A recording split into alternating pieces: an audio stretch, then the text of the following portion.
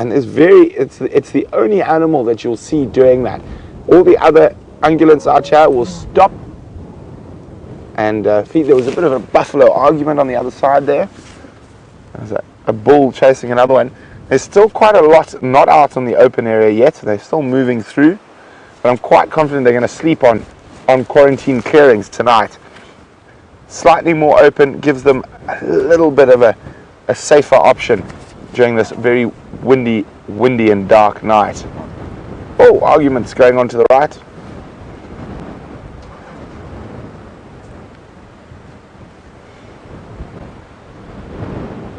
Oh, I don't know if you can hear that wind on the mic. It's really, it's getting stronger and stronger.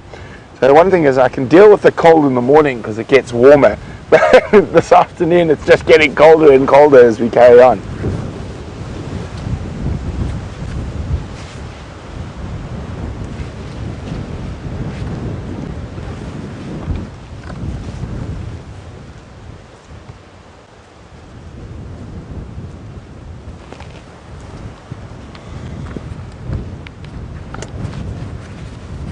So if you live in the United States,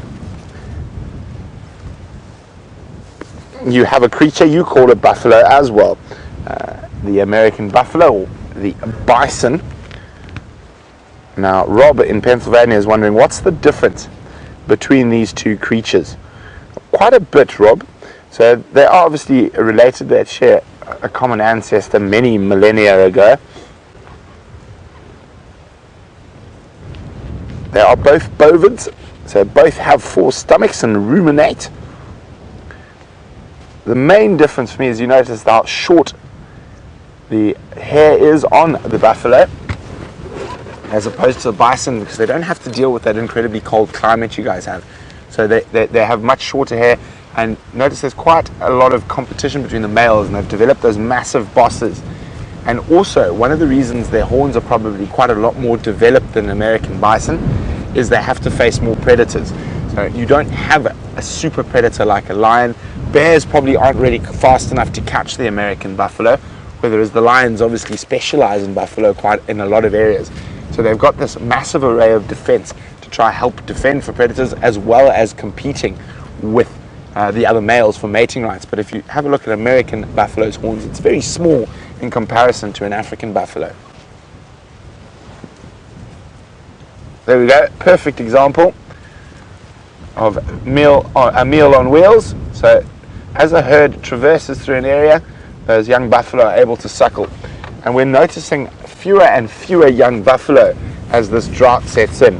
So they're generally going to be the first to go as the drought gets worse and worse. And we actually saw a massive herd, probably 400, with not one young baby. Now, even though our African buffalo look like they could be a close relative to the cow, it's not an ancestor of the domestic cow. It's an offshoot. They obviously share a common ancestor many moons ago.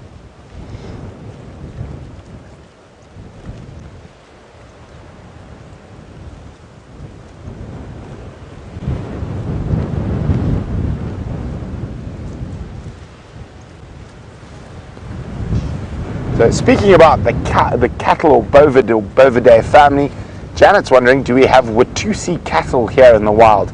We do not, Janet. And even Watusi cattle are never in the wild. They are always looked after by people, and they occur from Uganda to the north into South Sudan. So we do not have any Watusi cattle in this area. There are some farmers that might keep it in some places in South Africa, but they're not sort of roaming the savannas as such. Now, in parts of southern Sudan, they do roam the savannas, but they are domesticated and they do have people who herd them.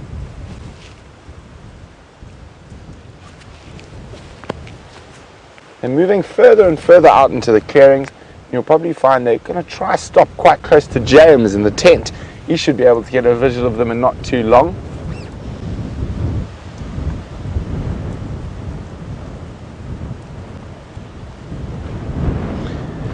The average weight for a male buffalo in this part of the world is probably around 500 kilos, 1,000 pounds.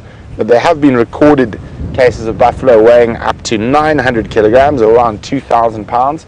But generally in this area, around 1,000 to 1,400 pounds.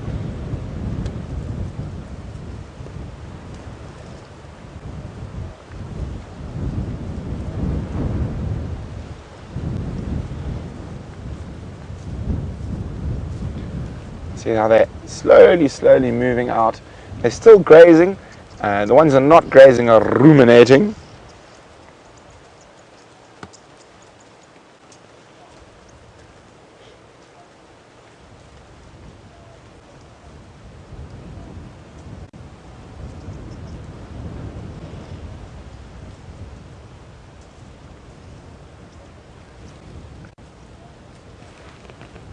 And looking quite content ruminating there.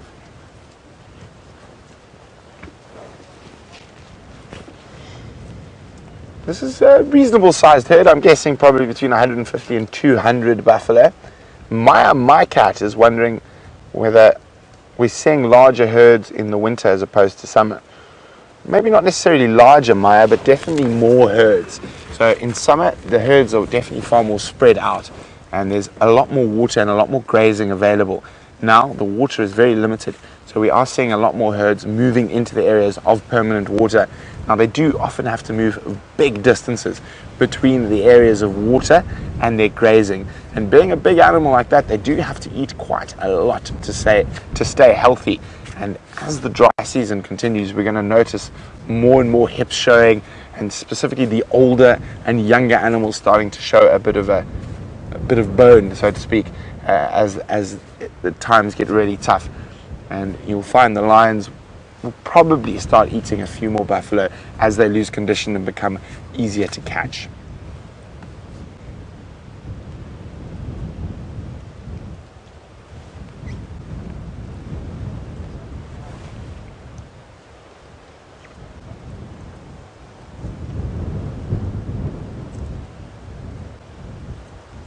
Now, imagine all those horns charging towards you, quite fearsome in defense. Now, they won't always try to chase the lions when they are attacked. Sometimes they will sort of run away and leave one of them to be eaten. But on occasion, herds like this have been known to put up spectacular defenses of young ones or even adults that have been caught by lions.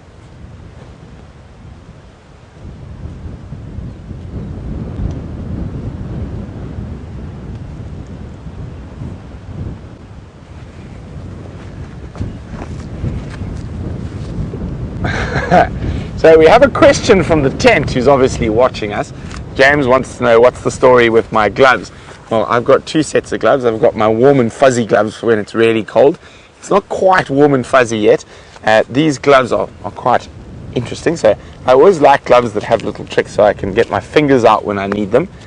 These particular gloves are neoprene, and that finger is actually for my fly line if I was fishing or wanting to tie a hook onto the end of my line. So these are actually fishing gloves that I decided might make a welcome add-on to my many ways of dealing with the cold out here on the bush. But speaking of the tent, it's probably sitting nice and cozy. I wouldn't be surprised if they made themselves a little fire where no one can see, and they just sneak around there and go warm up while we obviously have the hard time of traveling through the African bush on the vehicles. Let's go see if they've managed to make a fire with a stick, because I don't think they've got any matches. We thought about lighting a fire, everybody, but the fire is just out the back of the tent there, and the wind is blowing over the fire and straight in here. So what I'm doing is just standing in front of the lighting, and I'm just keeping my face nice and warm, both sides of my face. That's not why you've come to the tent. You've come to the tent to have a closer look at the buffalo skull. Now, you were looking at the buffalo, and here we have the horns of a big bull buffalo. So let's just give you an idea of the size of a buffalo's head. I'm going to stand behind it. That is how big it is. It's an enormous, enormous creature, and obviously even more enormous if it has flesh on it. And the strength required to pick up something like this is phenomenal. I think this probably weighs about I'd say 15 kilograms. It's obviously fleshless. So let's say when the buffalo was at its zenith, it probably weighed, no, probably a bit more, maybe 25 kilograms, which is about 60 pounds, which is obviously an enormous mass to carry on the neck. And that's why buffalo, of course, have such enormously thick necks, and they've got much heavier forequarters than they do hindquarters, because they have to carry this huge mass. Why do they need horns like this? Well, for defense, obviously, but the cows have also got horns, and they don't have this huge head or helmet on top. And this helmet on top, of course, is the boss. And in a younger animal, this would be covered in keratin too. This is you can see very nicely here, actually, there, where the keratin sheath joins onto the bone, onto the skull. And that keratin sheath on a slightly younger buffalo has almost closed up. And if I don't know if any of you have seen the buffalo we refer to as Taylor Lautner, he's got that kind of slightly half-shut eye. He's got a full boss that goes all the way across the top of his head. And it's incredibly important for them because, of course, the buffalo bulls fight with each other. That's why they need this helmet. It is to protect their brains from concussion. And you can imagine the mass of 800 kilograms of buffalo times 2, so that's 800 coming each way, which is about 2,000 pounds of buffalo each, running at about 40 kilometers an hour. That's an 80 kilometer an hour concussion that the head must cope with if they're having a big fight. And that's why they have the helmet on the males and the females don't. As females, as with most animals around the world, are less likely to fight with each other, the notable exception being, of course, the hyena, which fight with each other quite a lot. Then I know that many of you will know exactly what these are, but I learned something interesting about them recently, well, recently as in about 3 minutes ago. These, of course, are the keratophagous moths, or the keratin-eating horn moths. And, of course, keratin is an extremely indigestible substance. And if you go and investigate hyena dung, which I wouldn't suggest you do on a regular basis, but every so often it's quite interesting to go and investigate some hyena dung, because in it, although a hyena can digest just about everything, and you can be very sure that the end of this giraffe's skull was bitten off by hyenas, and that the end of this waterbuck skull was bitten off by hyenas, and at the end of this buffalo indeed was bitten off by hyenas. Although they're able to digest this sort of thing, they're unable to digest keratin. They don't eat the horns, and that's why the hair often disappears or comes straight through them. I think you're sitting on your radio. Not? Someone's sitting on their radio. Anyway, I was totally lost, so excuse me a second. Keratin is completely indigestible, except for the family of moths that this belongs to, and you will know this moth or this family of moths because they live in your cupboard and they eat your woolen clothes and they eat the hair of animals that that aren't careful enough to clean themselves free of it. Let's go across to Jamie. I see she has some scudding grey clouds.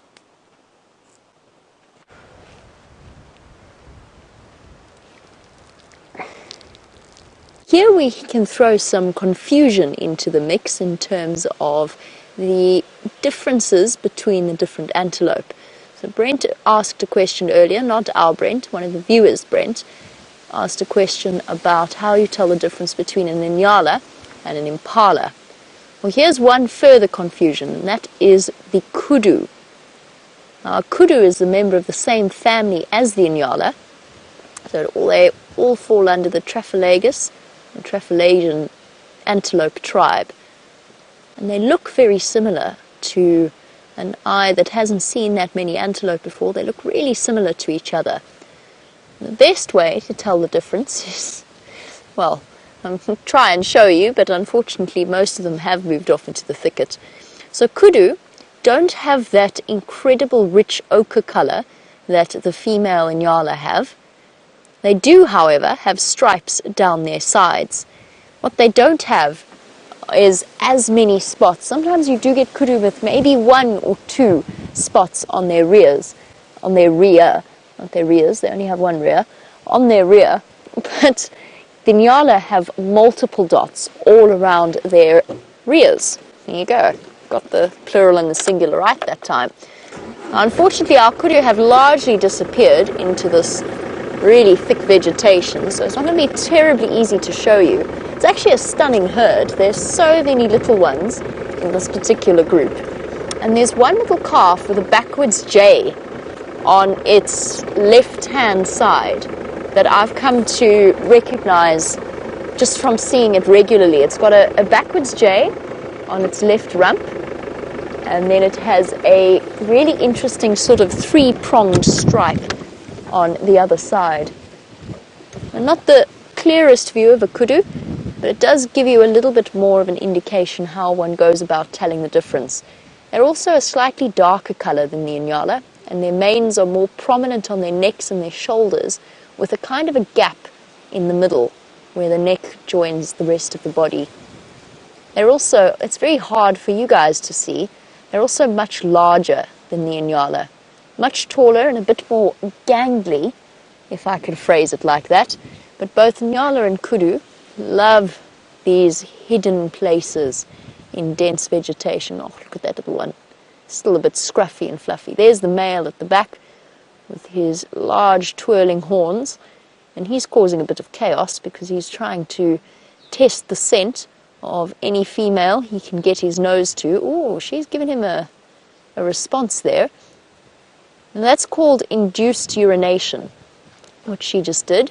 I'm not sure if she actually fully urinated, but lifting her tail up like that is an instinctive response to the attentions of a male. He's going to give her a jolly good sniff and then perform that very strange grimace expression, which is called a phlegm grimace, where the animal lifts up their top lip and crunches up their nose, and kind of, with lions it looks like they're snarling. With lions or leopards it looks like they're snarling. With kudu it just looks ridiculous. It looks like they're pulling a face. They kind of go, it's very silly. The funniest phlegm grimace in the world is a white rhino. A white rhino, because they've got those big flat lips, when they do that they look like they're actually sort of going in for a kiss. They kind of do this. It's hilarious to witness. Buffalo do it as well. And they're also very funny when they do it. But that is my best impression of a phlegm grimace, and I encourage you all, wherever you are at home, to phlegm grimace and tell me how that works out for you. It's just so that you know. For animals it is perfectly acceptable, but I've been told that it is not appropriate to phlegm grimace in polite company. Maybe don't be sort of wander up to the table full of food and phlegm grimace at it. I'm told that's not socially acceptable.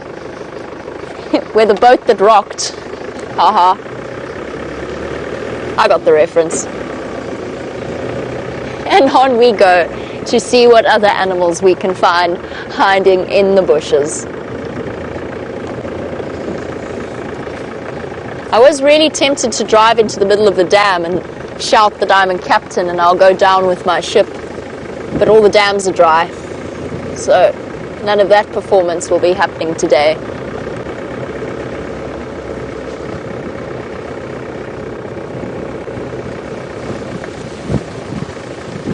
And Sandy, you were saying that you thought I named the vehicle Maggie last night. I did. You are absolutely correct. And it's not that it didn't go down well. It's actually... Oh, sorry guys. Over to the lines. I'll explain the name later.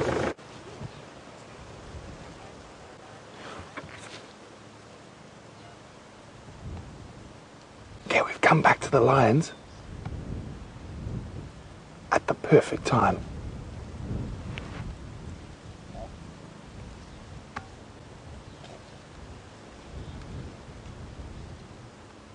Okay, how's that? Isn't that beautiful? Look at the wind blowing through his hair. Now, I don't think that was proper mating. Just from her reaction and that, I don't think there was actual penetration there. But look, he's scent marking. He feels like he's got the job done.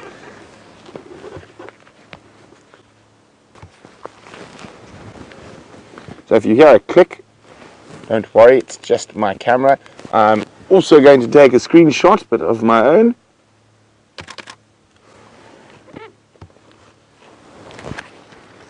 So I definitely think it's the young Inkahuma female.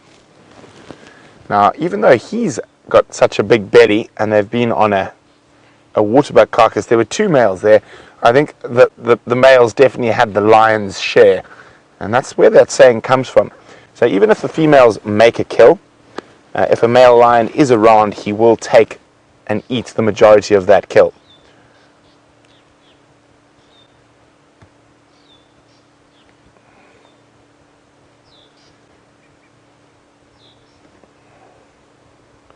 Well, that was good timing. After them sleeping for over an hour, we decided to leave, then come back.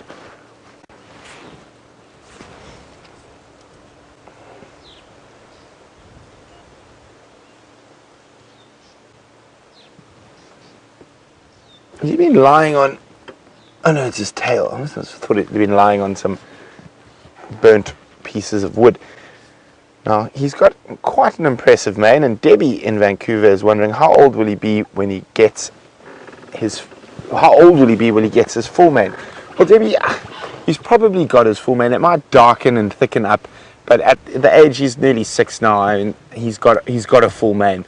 It might get darker, maybe a little bit thicker with age, but I don't think it's going to extend like one of the Matimbas down its belly. That also just depends on the individual genetics. Let's go a bit closer now that they've stopped moving. We just wanted to make sure you didn't miss anything as we came around the corner.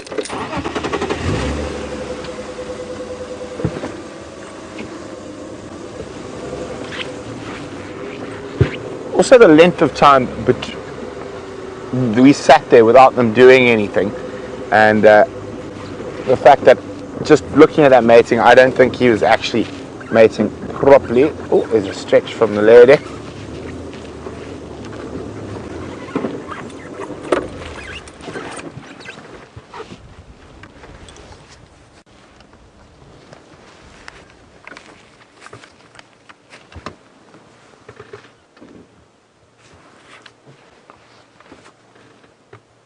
You can see she's eaten something, but she still is a bit peckish. Oh, she's going to have a stretch on the tree. Clean her claws as well. You can see how they extended there. And so, like your domestic cat, they do like scratching posts, except with those massive claws, most trees will suffice.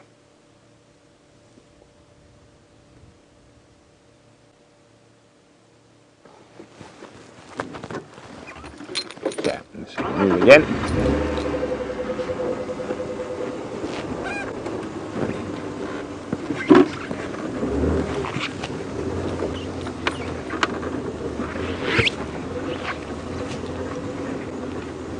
Okay, let's just park opposite the big boy.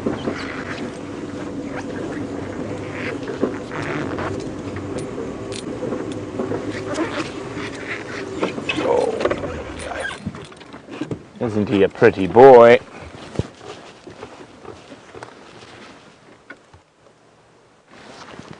Now, most of the lions in this part of the Kruger National Park will be probably testing positive for feline tuberculosis that they get from eating buffalo. So it's a mutated form of bovine tuberculosis. And Debbie's wondering, how old will the lions be before they start showing signs? And one of the signs of feline tuberculosis is growth, specifically on the elbows. They can show them from up to a few weeks old, Debbie. Some of them will only develop it much later in life. I think it just depends on the different individual. Now, there is some research going into this, but it's a theory I think I hold quite a lot of stock in. And of course, it can't be 100% confirmed yet till the research has been done and those papers are released. And that's that. A lot of lions now are showing a natural immunity to the TB, as in with the buffalo. And you're not seeing it as predominantly as we were a few years ago when I first started guiding in the Sabi Sands. I mean, 1 in 3 almost had those TB patches, but you're definitely not seeing it nearly as commonly. And I've actually seen in some cases where the TB patches have gone down, like on that young Nkahuma female. Now, I think there might be a degree of natural immunity coming through, and if we look at lions like the tailless Salala lioness and the Matimba males. Now they are now getting on in terms of age, and they're not showing any negative signs, and normally it really comes to the fore. Oh, she's going to roar.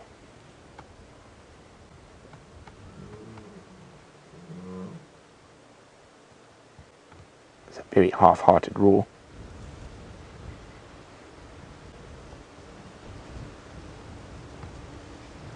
Sorry, as we were saying about the TB, so I think there's a lot of immunity, and that's not uncommon with diseases in wild animals. They really affect the population negatively for a short while. Now, this is not sort of chronic diseases like distemper and rabies. Those are different type of disease. These more slow acting diseases, and that gives the chance for the animal's body to actually produce antibodies and whatnot. And it's very similar with human beings, and for example, the common cold. The common cold wiped out millions when it first jumped across from birds. Now it just makes us feel a bit snotty and miserable for a few days. I think to a degree, since the first recorded case of feline tuberculosis, there has been a building up a natural immunity to the disease. It'll be very interesting when that research paper comes out. Now, in terms of oh, look at that, the wind in his mane. I hope you guys are catching that. Isn't that just stunning?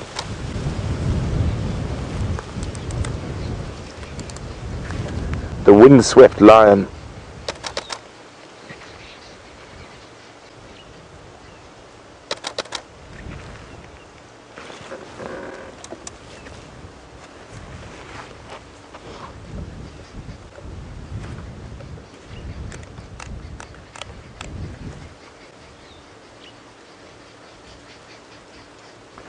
I think this is a false estrus this young female is showing, but because there is those scent of those hormones that male lion will pick up through his Jacobson's organ, and I know Jamie was just talking about the Fleming grimace, so that's how they draw the scent over that organ.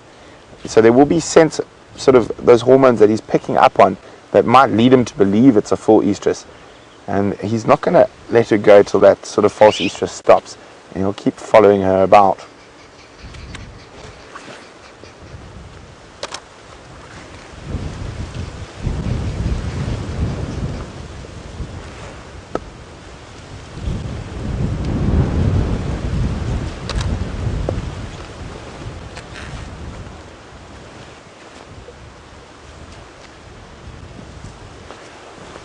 And if anyone's just stumbled across a possum, that's an interesting word, but it's because I'm cold, I think.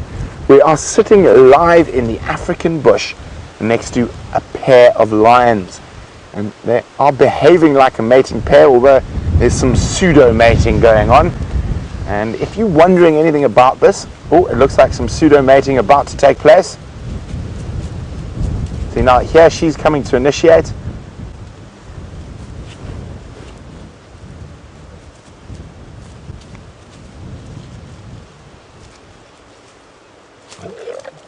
See, she's not quite ready yet.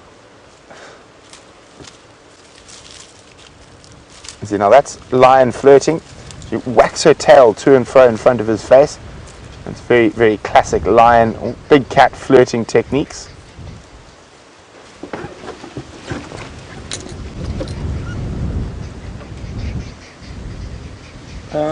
Just a flirt. Let's just move forward a little bit. As I was saying, if you're wondering about this really interesting behavior that's happening around us, you're more than welcome to pop me a question about it, and you can do that by using the hashtag #SafariLive on Twitter. And yes, we are live, and if you don't believe me, send me a question.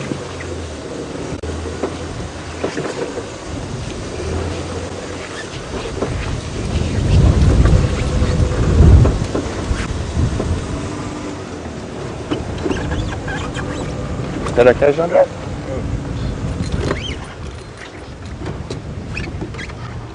Oh, she's doing contact calls directly towards us. Very low. Hopefully she does a full roar.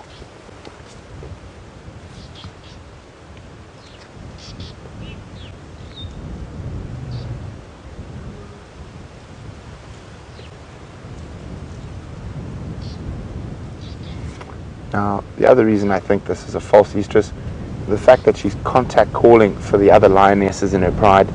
It would be not impossible, but unusual if she was in full estrus and wanting to mate.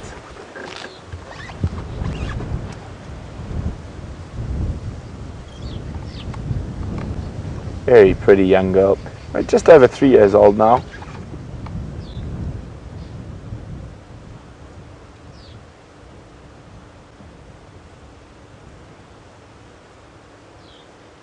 Those lion's eyes or something. Oh, hello.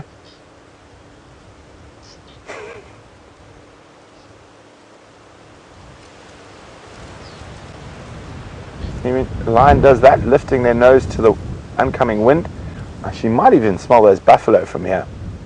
We're not very far from the buffalo, probably about 900 meters, a kilometer.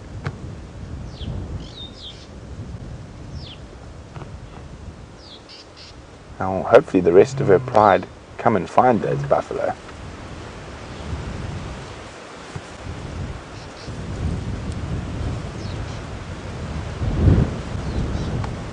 Almost looks like she's thinking, how do I get rid of this dude? Oh dear. Every time I move, he lifts his head. Oh, she might jump up and stretch a bit.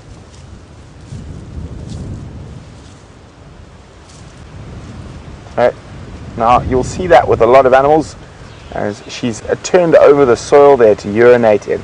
Now, the reason for this is that that scent will last a little bit longer on slightly damp soil that's not on the surface.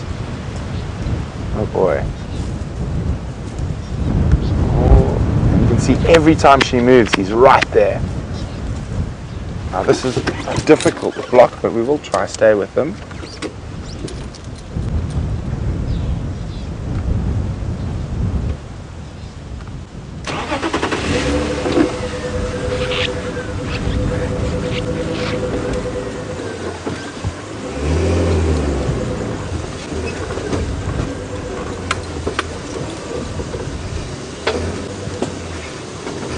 Going to stay with it for a few more seconds. I think she might. It looks like he's about to try and mount.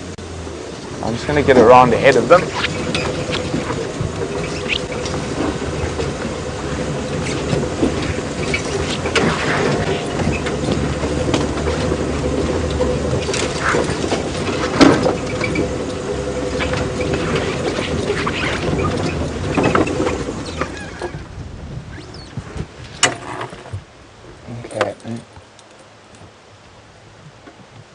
Watch them for a second, see what she does. Now, Janet's wondering, how long does this flirting go on for? In this case, if it's a false estrus, Janet, it'll go on for till she's finished the cycle, which will probably be about 7 or 8 days.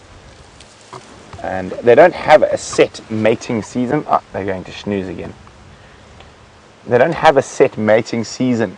They'll mate throughout the year, just depending on when they got cubs. The only time a lioness is not going to mate is when she's currently caring for young.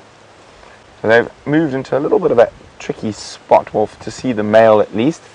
So we're going to reposition now, and if we have a quick look, let me just try to roll back a bit. If we have a quick look at that male's head, now you can see how big it is, and there's a whole bunch of muscles and sinew and tendons that enable him to have incredible power in those jaws. And I'm sure James is going to tell you lots about it. Now, those lions, of course, which are attempting very poorly, in my opinion, to mate, are an interesting case, because she's just urinated there, and it's quite likely that the male lion will then go and smell her urine. Now, we often discuss this thing that mammals do called phlegmon, where they sort of lift up their top lips like that. It looks completely ridiculous. It looks even more ridiculous when I do it. But what they're doing is opening up this tract here. Now, you see these two holes in the palate, which you don't have, but snakes have them, and these lions obviously have them. They open up their tract, and just inside there is an organ, which of course has long since rotted away. I'll just turn around and you can see where the organ would be placed. It would sit just in those two grooves there. See that? Now, in those two grooves is the vomeronasal organ, or the organ of Jacobson. And what that does is to pick up any pheromones that there might be in the urine. And those pheromones, of course, will tell this this male lion, whether the lioness whose urine he's just smelled is ready to mate. It'll tell him whether or not the correct pheromones are there for her to be in estrus, whether she's ovulating or not, or about to ovulate, and that will, of course, then stimulate him to try and mount her, which is exactly what's going on there. And as Brent says, probably some kind of proto-estrus, not quite in the right state yet to mate. So what happens then is that from there is an olfactory nerve, or a smelling nerve basically, that sends a signal up into this tiny little brain case back here. And in that brain case, I think it's in the hypothalamus, which is that, I think, in that part of the brain, I'm going to check that up for you, the brain will interpret whether or not the female is ready to mate or not. Let me just move those out of the way. And the way it does that, I find amazing, is that these are formera, they're called, and they're these holes all over the skull. You can see these holes here. These have not been dug by insects or anything like that. These are holes through which blood vessels and nerves specifically will move. And of course, every nerve in the body eventually must end up in the brain. So throughout the entire, that vastness of a lion's body, all these nerves are connected to this tiny little, Jamie said tennis ball sized brain. I think it's smaller than that. I think it's about 3/4 the size of a tennis ball. And so it connects up here. If you look in there, you can see a whole lot of sort of passages. Let me shine in there for you. You can see a whole lot of passages through which nerves and blood vessels will go to the brain from the nose. And I think that's an absolutely amazing thing. So that's the vomeronasal organ, and let's just go and see right now if that male isn't going to exhibit phlegm.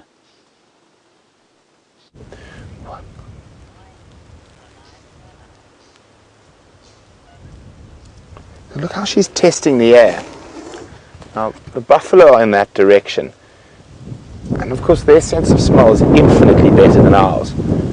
So she could also be smelling something else that we don't even know about. I'd say she's smelling a little bit further to the south than where the buffalo, now she's turned towards the buffalo.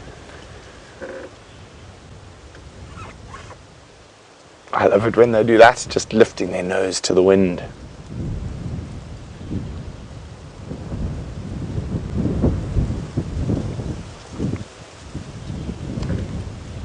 She's starting to look a little bit restless. Maybe a nice yawn.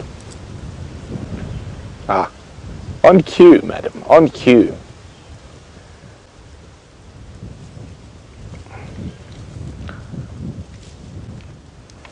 Standing by. Sorry, I'm just on the game drive radio for a second.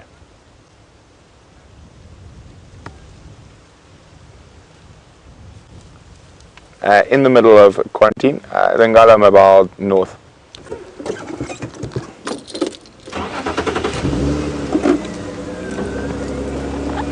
Okay. On the move now, let's try find a way through here.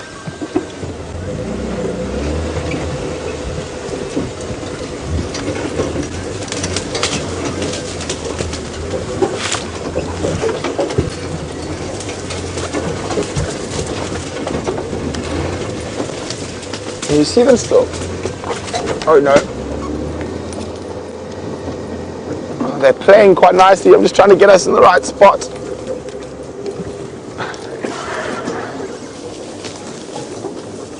And she's jumping around and he's chasing her. Oh. Watch the thorns, Andre.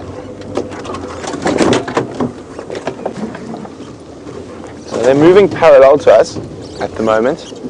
This is a bit of a tricky area, so I think I'm going to try just get ahead of them again. While we do that, let's go see what Jamie's up to.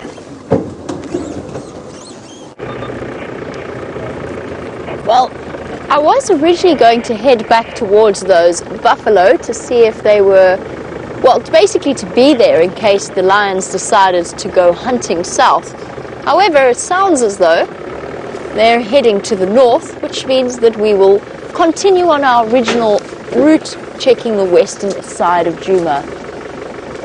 Borrowed, given the current situation with Jigger and Wendy. Now this Mahindra, the nameless Mahindra that's been compared to a boat and occasionally called the Titanic, has been set up essentially like Jigger or Wendy used to be. So there's a whole seating, we've taken the seats right off the usual safari seats that sit there. We've got a nice seating arrangement happening here, and all of the equipment from Wendy is now sitting on this Mahindra. The previous Mahindra was the one that I named yesterday. I do hope you're taking notes because this could get confusing. The previous Mahindra was the one we were temporarily using by strapping the bushwalk backpack, which you might have seen. The cameramen carry a big heavy backpack with an antenna that sticks up at the back, and that allows us to bring you live walks from the bush. Whew, this is terrifying. I feel so much pressure not to smash this light. So that's what we were temporarily making use of, and that was the Mahindra that I nicknamed Maggie. I don't know why Maggie. Maggie was just the name that came to mind. As I said, makeshift Mahindra. It kind of flowed off. Maggie, the makeshift Mahindra. Just worked perfectly. So I actually wasn't met with much in the way of opposition when I put forward that name yesterday evening. I'm not entirely sure if that was because people didn't object to my name or if actually nobody was really listening, which occasionally happens in a camp with lots of personalities in it. Either way, it's become Maggie the makeshift Mahindra, and that is the way that she will stay.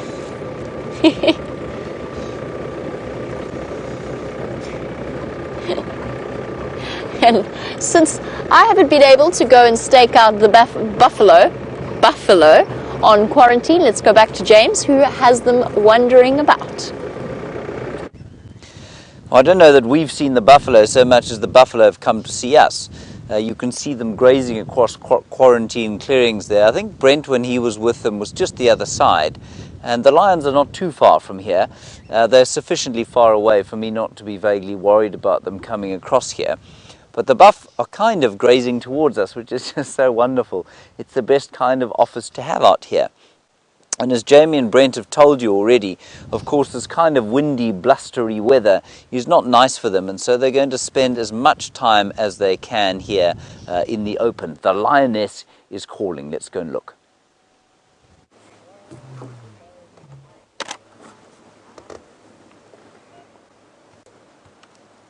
So it looked like she's still contact calling, and it looked like she was about to get restless again, which she did. What are you up to in that bush, madam? Looks like she might. Yeah. I can't use my headlights, I'm afraid, otherwise I'll blind the people in front of us. Well, she's just chewing on the branch, I think more out of sheer frustration than anything else. Definitely showing signs that she wants to get moving, and definitely probably trying to get rid of this male.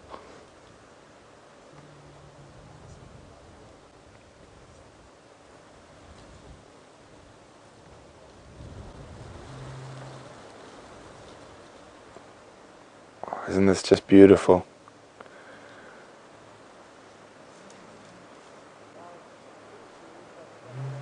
There's a contact call again.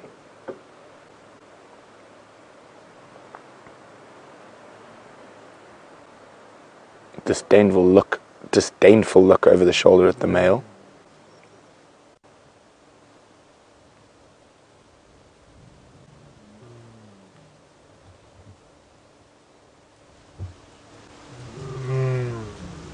We're getting a bit louder.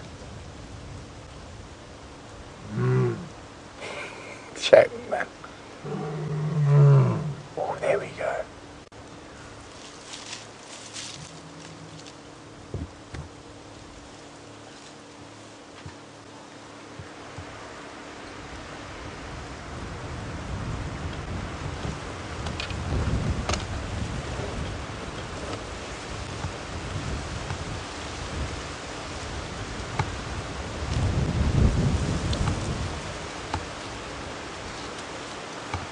Wasn't that incredible? She went and sniffed the back of Aubrey's car, and as she moves, he moves.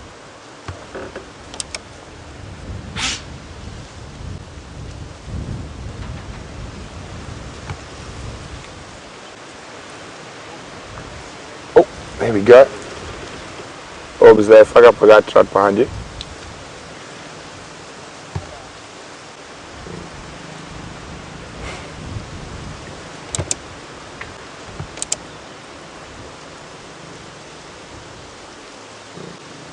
See, it's not proper mating. There's nowhere near the amount of normal aggression you would see, and she doesn't look very uncomfortable.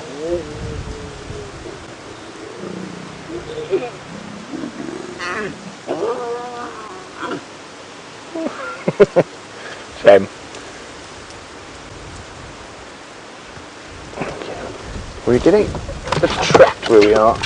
It's very thick around here, lots of dead trees, and the light's failing.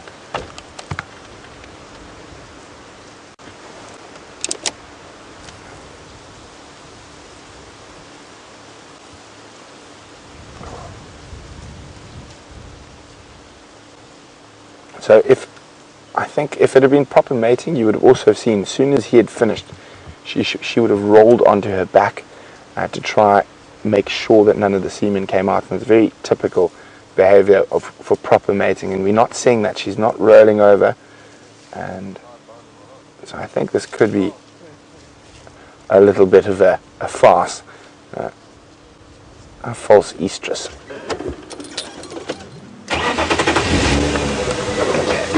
Try and move. Are we looking behind us?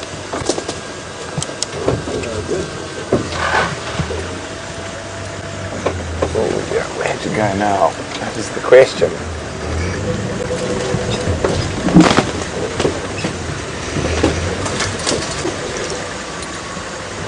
We'll try to stick with them as long as we can, but this is a particularly thick and... Oh, they've changed direction again. Giving my arms a workout. Ginny's wondering, do male lions roar louder than a lioness? They do, Ginny, and that's just a fact of them being bigger and having a larger lung capacity. And let's see, am I going to be able to get over this one? Hold on. Oh, that wasn't too bad after all. Hello. So I'm going to try to stick with them as much as we can. Last place I saw them was just disappearing in front of me here.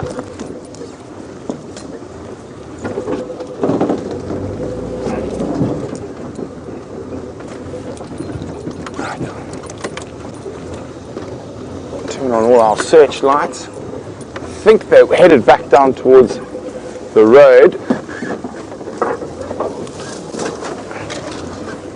Just have a quick look on the road.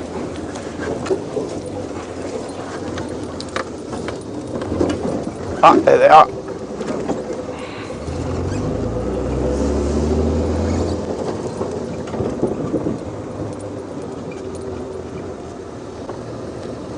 Yeah, I'm just going to try and get up ahead of them. They've just gone through there.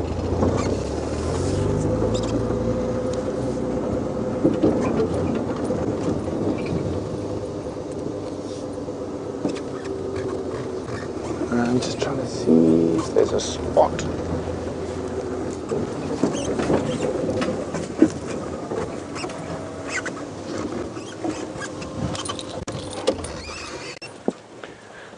Oh, there she is. She's gone onto the high ground on top of a termite mound. Oh, good place to lie down. Yeah, well, if she's lying down, that gives me a chance to try and get into a better spot to view her.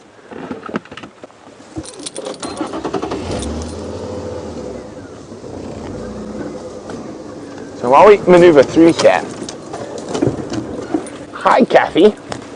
Kathy's in Tennessee, and she says she knows these lions aren't collared, but are their movements recorded for research purposes? They are. Kathy, every time we see them, and the other lodges around see them, they are uploaded into a system, and that data is collected by Panthera, and it is one of the longest ongoing predator projects in South Africa.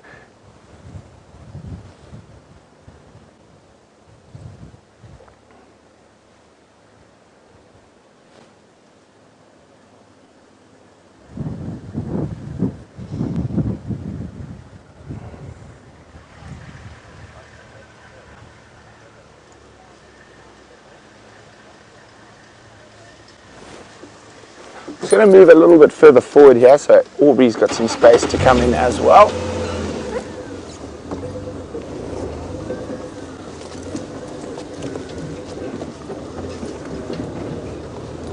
Oh, isn't that pretty? She's looking down at us.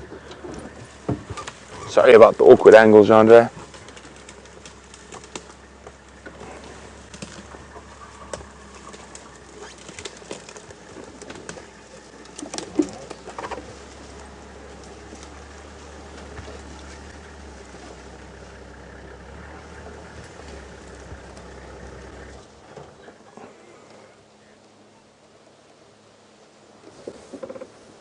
Isn't that just beautiful? Sorry, just taking a moment to enjoy that spectacular scene. Look at her sniffing the air. No, I didn't quite catch the name because the Game Drive channel was going at the same time. I think it was maybe Kathy. I'm not sure. No, it wasn't Kathy. Corrine was saying, well, how long do coalitions or prides normally last for? And if one or more members die, will they find another group? So with prides, the female pride, the female dynasty, normally lasts a lot longer than a male dynasty. So because it's made up of all related females that carry similar genetic code. So that will generally can last for 50, 100 years even, the single genetic dynasty of a female pride. Males generally 4 to 5 years at the most. Oh, I hope you guys are getting some screenshots.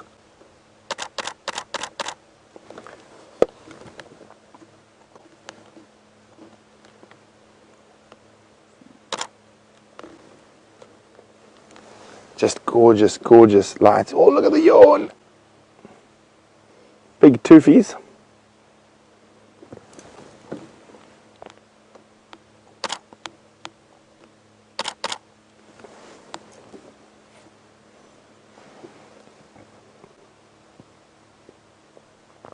So as I was saying, Karine, the male dynasties don't last nearly as long as the female dynasties. But of course, the genetics of those males is passed down through the females. So it's very important that sort of the genetic history, the genetic code, the genetic strength in lions is held within the females.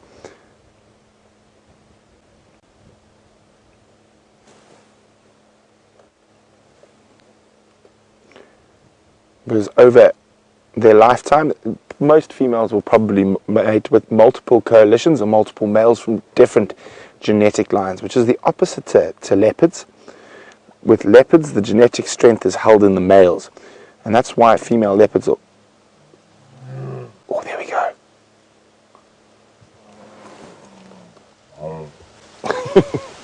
That was a very half-hearted roar. It's going, guys, where are you?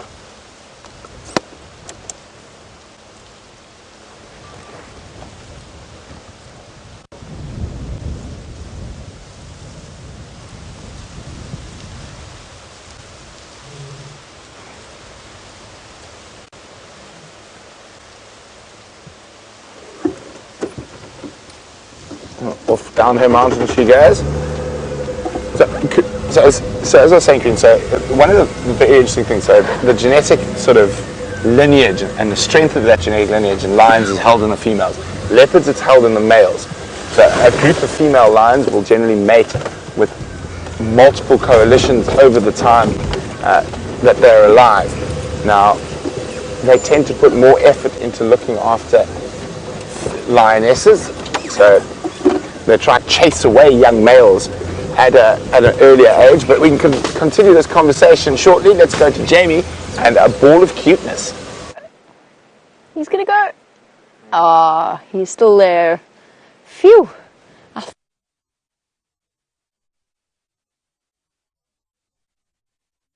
thought he was gonna disappear before you had a chance to see him. lunges. No, definitely. The kid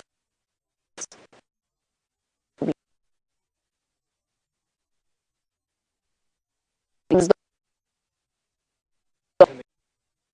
bush. What else would be cute?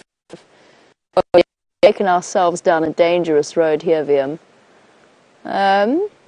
What would be in the cute 5? Lions, leopards? Baby lions and baby leopards, I guess. Or just normal ones. You think they fall under the cute 5? VM is suggesting that they fall under the cute 5. I was thinking along the lines of something like a Scops owl, maybe, or a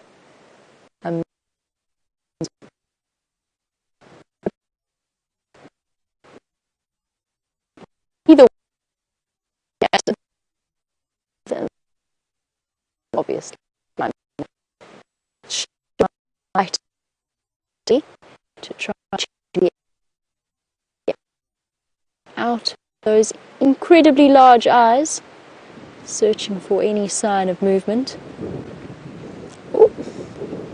Along the fluffy tail to help to balance it. Oh, hold on, little bush baby. Just as though it's about to be blown up. Incredible.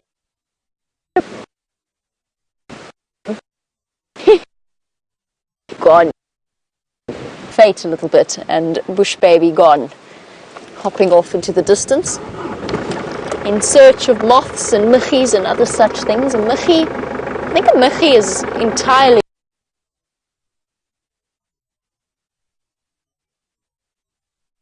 a South African word. Kind of refers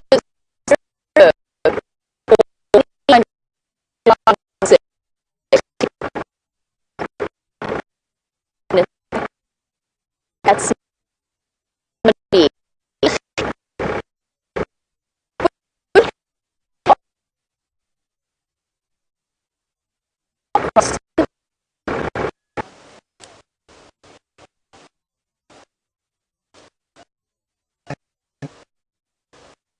like they might head north. There's the male there. Road lioness is steering towards the west. Now that's where the rest of the pride were last seen this morning.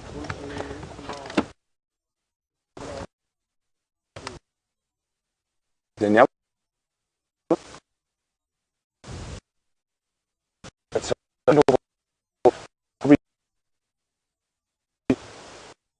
prey species, although it looks like she's completely ignoring the food.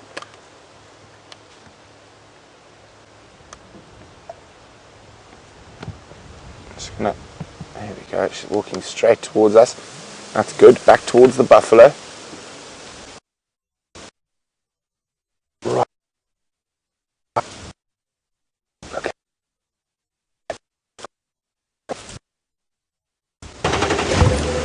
This is a good sign, they're heading back towards quarantine. We know there's a big herd of buffalo there. Maybe we're in for some excitement tonight.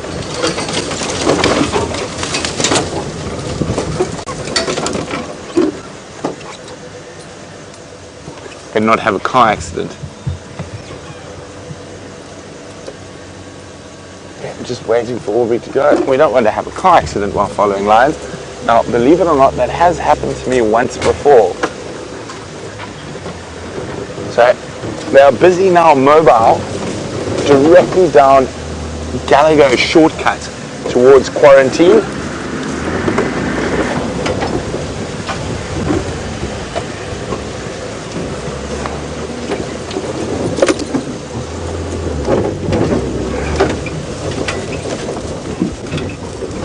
And she suddenly just seemed to have a little bit more purpose as she turned around and came past us.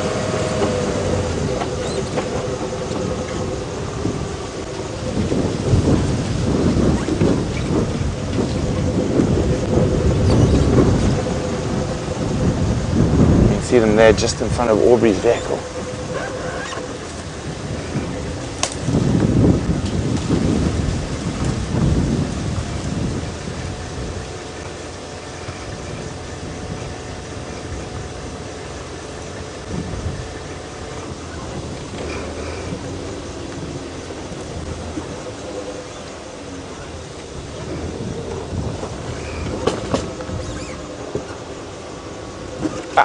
Thanks, Orbs.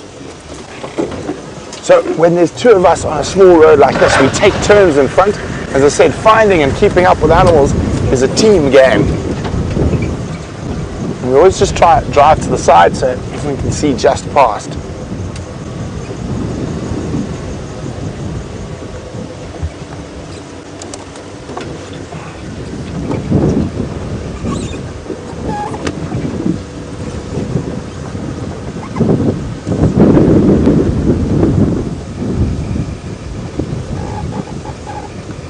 Oh, it looks like he's going to stop first. Little scent mark on that bush.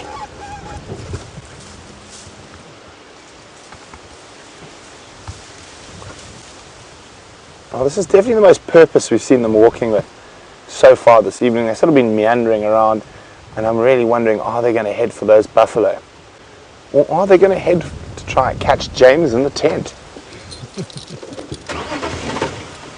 I think the buffalo would make a, I think James would make a far better a meal. I'm sorry, other way around. I think the buffalo would make a far better meal than James.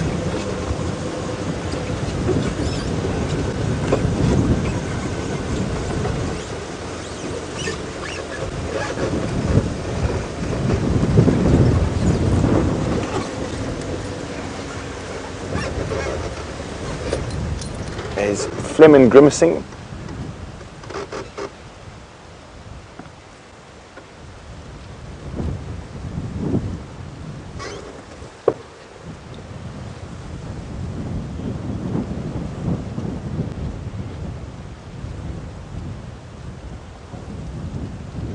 Don't you love those long shadows created on the road there?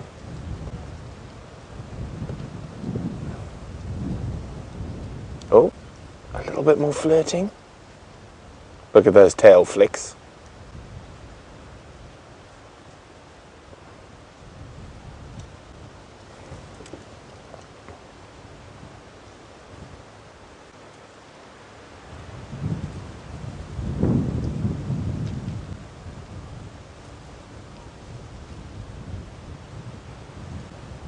And lions being lions, they do have this knack of being highly mobile for short periods and then slowing it all down again. One must remember they do sleep for about 20 out of 24 hours, and even that 4 hours of movement isn't constant movement. Oh, looks like there's going to be some pseudo mating.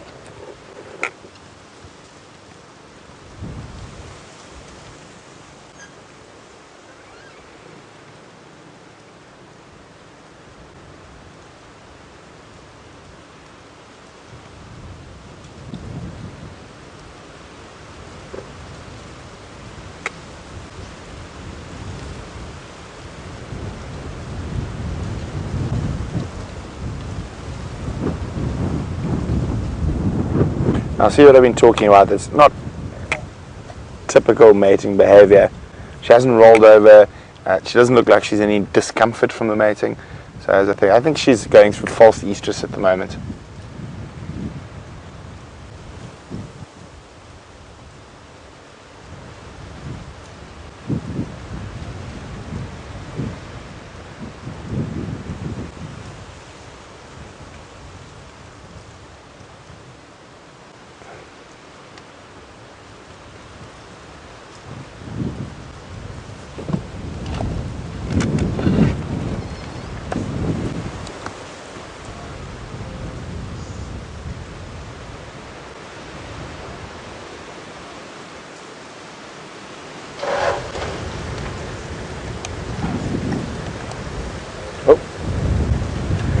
Jumping around, I think she's actually looking for the other lionesses more than anything else. And if she does go back into this thicket here, I don't think I'm going to risk in this really dark weather trying to follow off-road there. The only thing we'll probably do is end up in a hole, a big one. There goes the male, and they're heading back into there.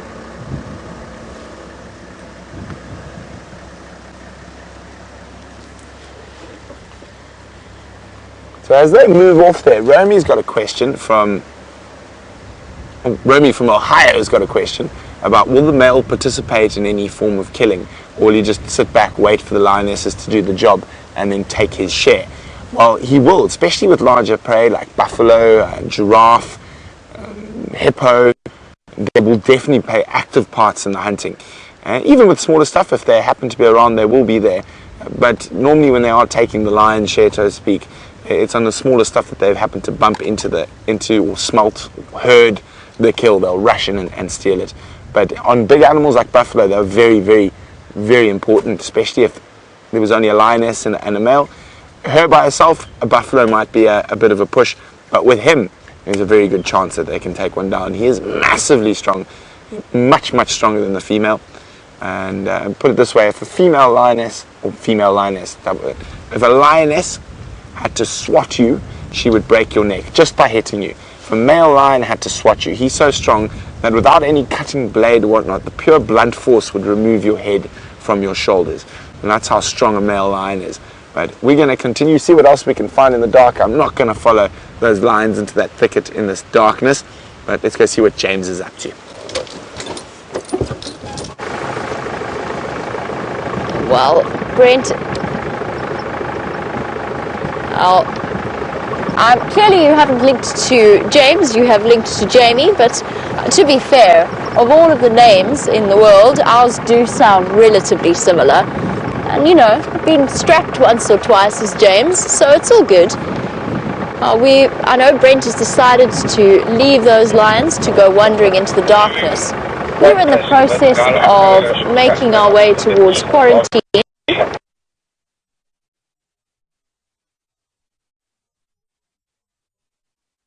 You have to go through at some point, which means that we could lose you, but so far we seem to be fine.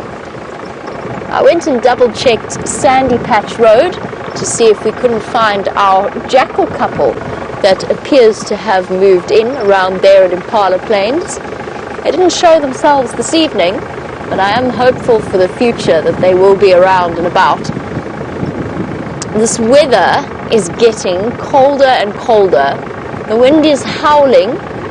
The temperature has dropped considerably since we started out this afternoon, and I think tomorrow morning we're going to be wrapping up with as many blankets and hot water bottles and cups of coffee as we can possibly manage to keep ourselves warm. Liam's already wrapped up in a very cozy looking blanket. And I don't blame him, because the wind chill factor is quite impressive right now. And somebody's probably going to have to unfold my fingers from the spotlight when it comes time to go home, because they're going to be stuck there, frozen in one position. Oh, just by the way, for those of you who are more familiar with our elephant characters, oh dear, we appear to be about to bump into somebody. Let's just eke our way forward. Are you actually leaving the line sighting, I guess? I didn't realize that was far north. Well, we'll just let them carry on. However, because our signal is getting shaky, over to James in the tent. Now, one of the great joys, of course, of being in the tent is that I get to listen to my own voice, which I should have turned off long ago. Okay, there we go. One of the great joys of being in the tent is that I'm able to sit here and watch what's going on and then study what people are seeing. Now, because Jamie has seen nothing, I'm going to have to show you something that I found. And I think this is quite interesting. There's a lot of wind blowing stuff all over the place. What it is an uthika. Can you all say uthika? That's a good word to say on a Saturday evening, uthika. An uthika is like an egg sac. And it's an egg sac made for a praying mantis. Now the praying mantis, what she does is she creates this sort of ball of eggs, and then this protein sac around the ball of eggs, which will then protect them, and it will harden in the sun and protect the eggs until they hatch. Now, you can see maybe that there are holes all over the uthika, and that's because it's pretty hollow inside. There are no eggs in it anymore. And what the little mantids do is that they drill their way out, and then they hang on a little piece of silk, and then they fly off in the wind. probably and then onto the ground, and they go about their lives. And of course different mantises have different lives. I think this was probably a pretty big mantis that laid this one. Some of them are tiny, sort of maybe 1/4 of an inch long, and others much bigger, maybe up to 6 inches in length. But they all make these little oothekas which look after the eggs, and nothing can eat the eggs, of course. Now I'm going to have a quick look under the microscope and see what it looks like. I'll just try and... There we go, that's quite a nice picture there that you can see. And you can see the hole out of which the little ones came, the little mantid instars, and then they flew off. Now a mantis is what I described earlier. Remember I described a heterometabolic life cycle, where there's no larval stage. They go through a number of instar stages. In other words, the youngsters look just like the adults. So just miniature versions of the adults will come out of this incredibly complicated mass of protein, which I think, if I'm not mistaken, is not sort of spun. No, it might actually be spun. Let's just open it up a bit. It doesn't, I mean, as far as I understand, it isn't spun like a cocoon is spun. I thought it was just sort of secreted and then hardened, but it does look like it's quite fibrous. This is amazing. I've never done this before. There we go. Well, there is some things inside there. That's interesting. You know what? Something came in here to live. After the mantids had gone, something hopped in here to live, and that looks like the exoskeleton of a beetle of some sort. Isn't that interesting? So absolutely everything out here is used. Now let's just have a quick look at the fibers underneath the microscope. Now ideally, I mean, of course, once we really are sorted out, this microscope will have its own feed, so Gert won't be forced to sort of go zoom into the computer screen like that. But look at the fibers. Incredibly complex. Now that's all very complicated protein, of course, which very little is able to digest, the special kind of protein, which means that if a predator comes across an ootheca like this, it's going to be reticent to try and eat it. Now what I just want you to have a quick look at is how black it is outside. And if you look just there, you can see that spot. Can you see that spot of light? There we go. That's Brent Leo Smith. He's lurking just the other side of quarantine clearings. The buffalo were out sort of that away. We're not going to be able to see them. Those lions, I think, are heading this way. So we're obviously very careful as to how we're going to get home. Hopefully someone will come and fetch us, and we won't have to spend the night here terrifying and shivering for the fear of butterfly. And Rebecca says, no one's coming to fetch me. I live in this tent now. Then the other thing I wanted to show you was this delicious, delicious smelling stuff. Now, I've always known this as something called ocimum or wild aniseed or wild basil, because you get two different species of it.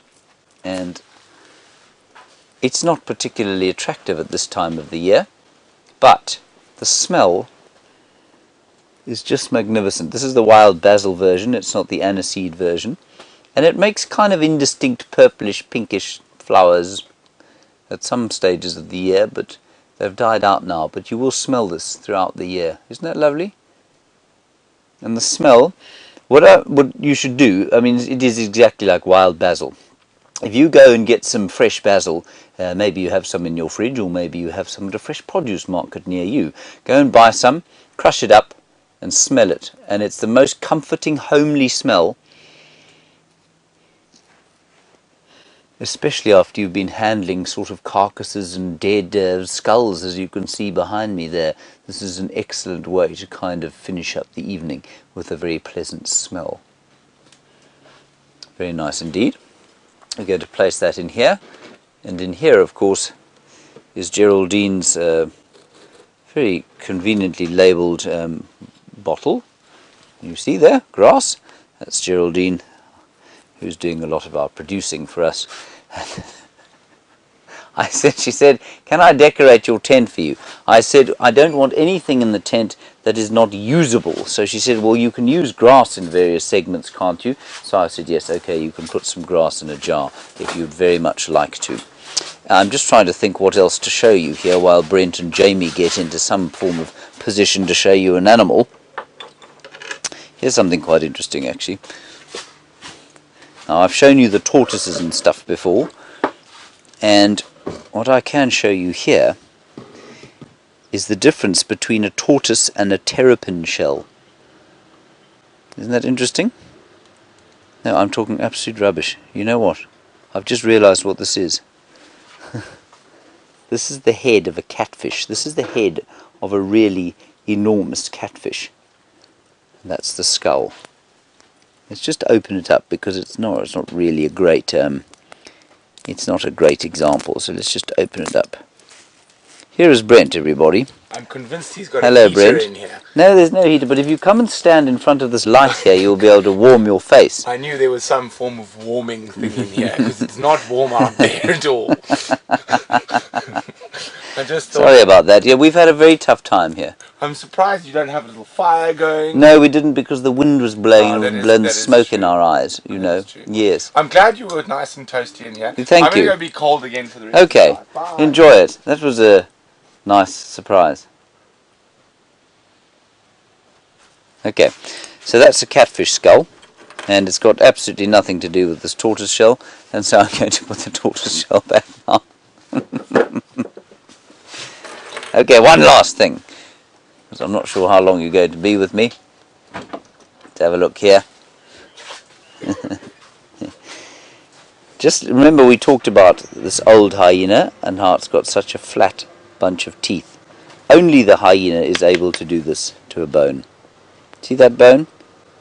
Only a hyena has the teeth capable of doing that, and you'll see the difference between this. In fact, let me show this to you quickly. This is I definitely haven't shown you before. Here's the leopard, and here's the hyena.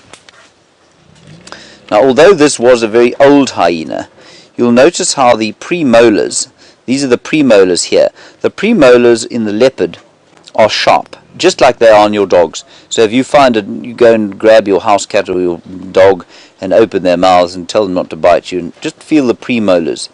The premolars there are very sharp, but on the hyena, this is not simply because it's old, they're chiseled. And they're chiseled because it helps them then to break open these bones. A dog wouldn't be able to do that, they'd snap the edge of the teeth off eventually, but on the hyena, it is imminently possible with these flattened chisel-like molars and premolars, which I think is fantastic. Everybody, it's been a lovely afternoon in the tent, probably more pleasant than it has being out there, but at least you've had those incredible lions.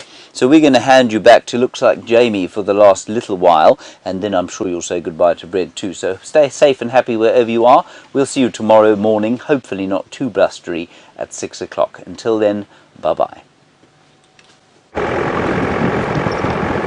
And so we come to the end of our sunset safari. Another marvelous afternoon, even if it was somewhat chilly, and we found ourselves approaching the tent as well. We figured we'd have a little bit of a meeting, but it seems as though Brent didn't get that memo and has disappeared off. That's okay. We'll let him start heading back to wrap up nice and warm. There we go. I nearly missed the turn, actually. And in fact, we might catch them in the process of packing everything up. No, they're done. They're gone. Wow, that was fast.